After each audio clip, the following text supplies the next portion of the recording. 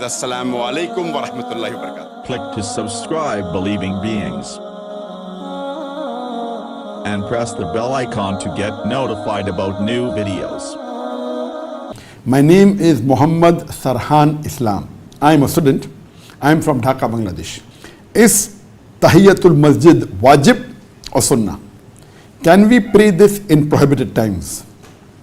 As far as Tahiyatul Masjid is concerned, there are various Sahih hadith, including in Sahih Muslim, volume number 2, hadith number 1654, when Abu Qatadah, he said that the Prophet, peace be upon him, said that anyone who enters a mosque should not sit until he greets the mosque with 2 rakat of Salah. That means the Prophet said that whenever you enter a mosque, you should offer Salah. And you should not sit down until you have offered Salah. That means he said a Muslim should not sit in the mosque until you offer Salah. So based on this, when you enter a mosque, you either start with your Sunnah Salah.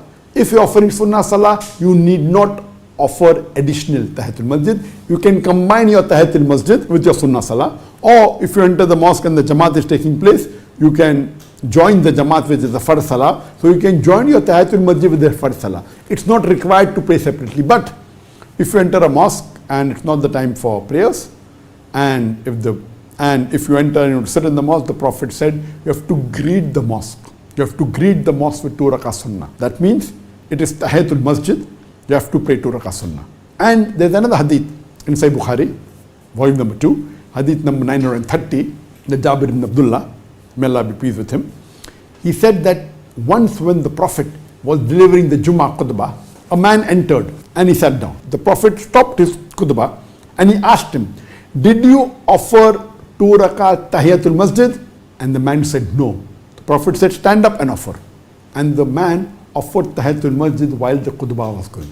Imagine, the Prophet stopped the khutbah to ask him, "Did you offer Tahiyatul Masjid or not?" Because generally, there is no Sunnah before the Jummah prayers. But Tahiyatul Masjid is a requirement.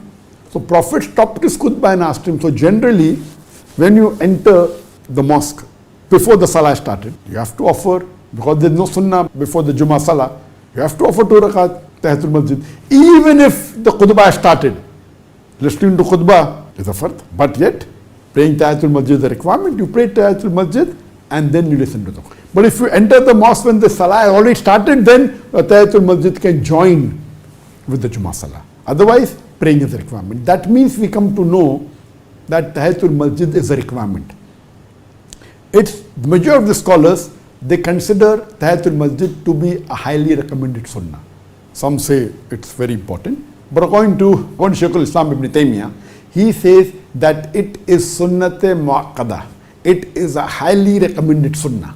So majority of the scholars say that Tahiyatul Masjid, offering 2 rakat Sunnah before you sit, is a Sunnate Mu'aqqadah, a highly recommended Sunnah. As I said earlier, you can join it with the Sunnah Salah before the Fard Salah, or you can join it with the Fard Salah if you are joining the Jamaat. And if there is no other Salah, before you sit down, you have to offer 2 rakat. Regarding a question, that can you offer Tahiyatul Masjid in the times which are prohibited or in the times which are makruh? And we know that the time in which the Prophet said that you should not offer Salah or makruh time, it is after you offer the Fajr Salah until sunrise and after you offer the Asr Salah until sunset. These 2 times are makruh, times when a person should not offer Salah. But if there is a reason, like if you have missed a Sunnat Mu'aqqadah, and there is a hadith in Sahih Bukhari, the same hadith when the Prophet said you should not offer Salah after your Fajr Salah until sunrise, or should not offer any Salah after the Asr Salah till sunset. In the same Sahih Bukhari, next hadith says that the Prophet, after offering his first Salah of Asr Salah, he offered 2 rakat. And person asked, "Which Salah you offered?" He said, "I had missed my Sunnat Mu'aqqadah of the Zohar Salah because someone came and after the Salah started talking to me. So I am praying the Sunnat Mu'aqqadah of the Zohar Salah." So if it's a Sunnat Mu'aqqadah which you missed, you can pray in the time which is makruh. Similarly, you have offered your Salah and you have come maybe 20 minutes before the sunset, and you want to sit in the mosque. So when you enter, it's a time of makruh. You should not pray. But if you have to sit, then if there is a reason, you can pray 2 rakat Tahiyatul Masjid even after Asr Salah in the makruh times. So people, some of the school of thought say it is haram, but the right ruling is that in the makruh time, you can pray if there is a reason. For example, the Prophet said that you should do tawaf. If you are doing Salatul Tawaf, you can do any time of the day and night.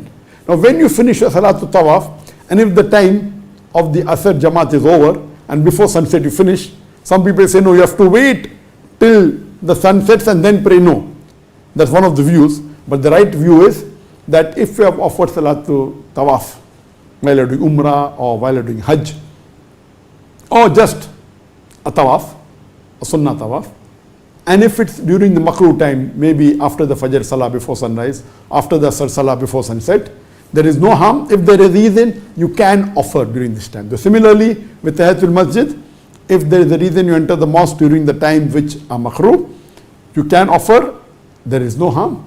As long as there is a reason, if you are entering the mosque and if you have to sit, you can offer, it is permissible.